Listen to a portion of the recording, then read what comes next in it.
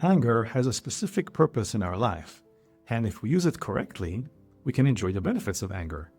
But if we misuse it, it works to our detriment. So what is the useful purpose of anger? It is to put a hard line, to say stop, no. The moment you misuse anger and overreach by blaming, by shouting, by losing control, what are you doing? You are trying to make the other person feel bad so you can feel better. Something inside you says, if they only can understand how I feel, then the situation is going to be equalized and they will not do it again. But I say to you, is anger really necessary here?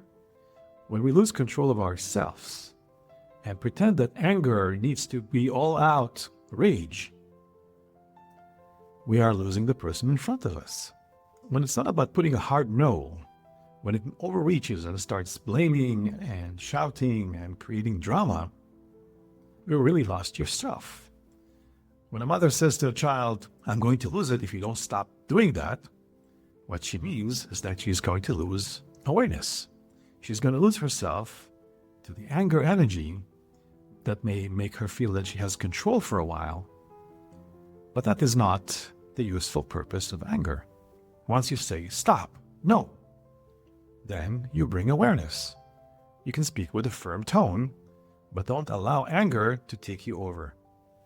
And if we look deeply into the eyes of anger, we can see that underneath the anger, there is fear. Every time you're angry, it arises from fear. The fear is always underneath the surface, and the anger is the cover story. For example, when a partner failed to keep a promise, you may get angry, but underneath that, there's a fear. There's a fear that perhaps they don't see you, or perhaps they will repeat that behavior, so you need to get angry. If a mother gets angry at her child for not doing his homework, she's afraid that maybe in the future he's going to fail, and she gets angry.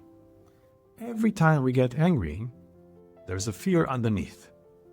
And if you want to dissolve that anger, ask yourself, what am I afraid of? What is the fear that fuels this anger?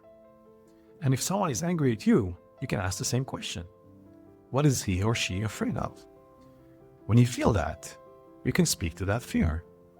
And when you speak to that fear, often you can dissolve the anger and come back to the unity and to the love that you are.